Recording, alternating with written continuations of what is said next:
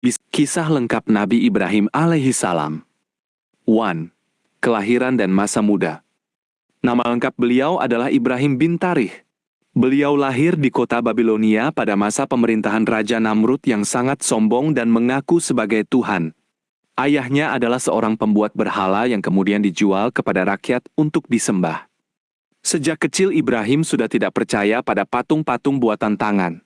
Ketika rakyat menyembah berhala, beliau diam-diam bertanya dalam hati, apakah kayu dan batu ini bisa memberi makan, bisa menolong, atau bisa berbicara? Beliau mulai mencari siapa sesungguhnya pencipta langit dan bumi. Suatu malam beliau melihat bintang terang, berkata, "Ini Tuhanku." Tapi saat bintang itu hilang, beliau berkata, "Aku tidak suka yang hilang." Lalu melihat bulan, lalu matahari, namun semuanya terbit dan terbenam. Akhirnya beliau berseru tegas, "Sesungguhnya aku menghadapkan wajahku kepada Zat yang menciptakan langit dan bumi, dengan lurus dan aku bukanlah orang yang menyekutukannya." Tu menyeru ayah dan kaumnya. Ibrahim mulai mengajak ayahnya Azar dan seluruh rakyat untuk meninggalkan penyembahan berhala dan kembali kepada Allah yang Maha Esa. Namun ayahnya marah besar, bahkan mengancam akan melemparnya. Kaumnya pun menolak keras, karena sudah terbiasa mengikuti kebiasaan nenek moyang.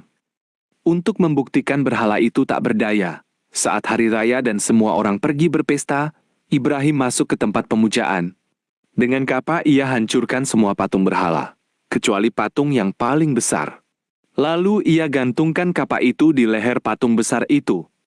Ketika rakyat pulang dan melihat patung hancur, mereka marah besar.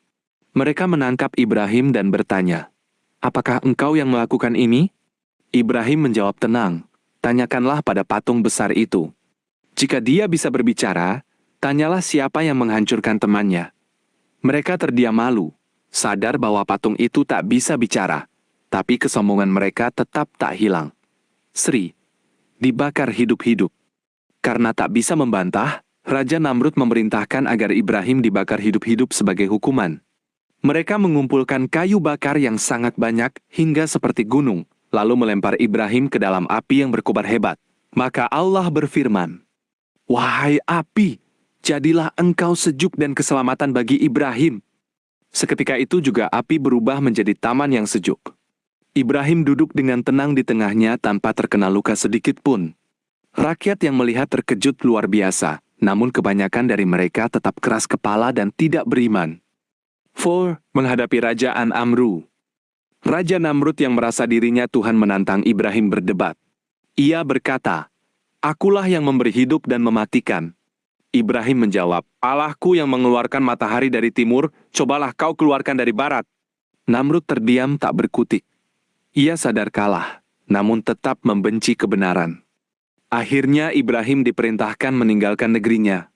Dengan patuh, beliau berhijrah bersama istrinya Siti Sera dan keponakannya Nabi Lut AS menuju negeri Syam dan Palestina atas perintah Allah.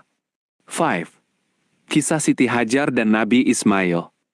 Karena Siti Sera belum dikaruniai anak, ia mempersilakan Ibrahim menikahi Siti Hajar. Dari pernikahan itu lahirlah putra yang saleh bernama Ismail AS.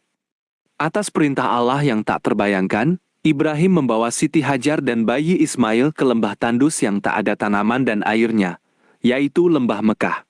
Setelah menitipkan mereka, Ibrahim hendak pulang. Siti Hajar bertanya, "Apakah Allah yang menyuruhmu ke sini?" Ibrahim mengangguk. Siti Hajar berkata, "Jika demikian, Allah tak akan menyia-nyiakan kami."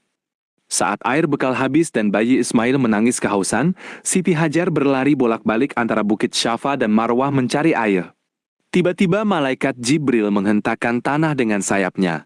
Maka memancarlah mata air Zam-Zam yang tak pernah kering hingga hari ini. 6. Ujian PN Yembel Naing Ismail. Bertahun-tahun kemudian, Allah menguji kesetiaan Ibrahim lewat mimpi berulang kali. "Sembelihlah putramu sebagai kurban."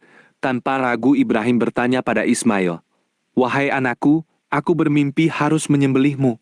Bagaimana pendapatmu?"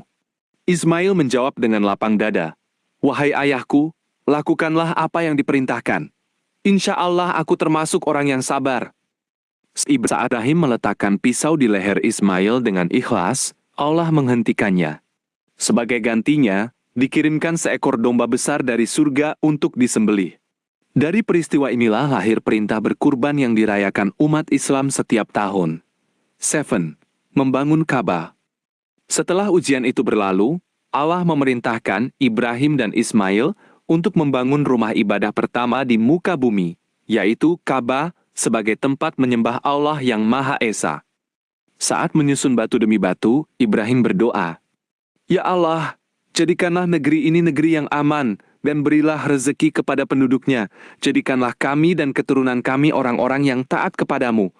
Tunjukkanlah cara ibadah kami, dan terimalah tobat kami."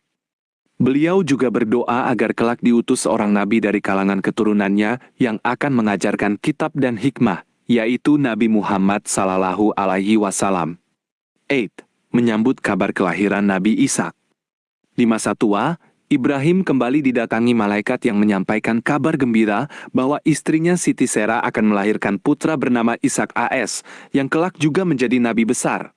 Meskipun sudah sangat tua, kuasa Allah menjadikan itu nyata. Dari keturunan Ishak lahirlah para nabi Bani Israel, sedangkan dari keturunan Ismail lahirlah Nabi Muhammad Sallallahu Alaihi Wasallam. 9. Penutup. Nabi Ibrahim AS dikenal sebagai bapak para nabi dan Khalilullah. Beliau adalah pelopor tauhid yang mewariskan ajaran lurus kepada seluruh utusan Allah sesudahnya. Beliau wafat dalam keadaan saleh dan penuh ketaatan, meninggalkan teladan iman yang teguh, kesabaran luar biasa, dan ketaatan mutlak kepada Allah SWT.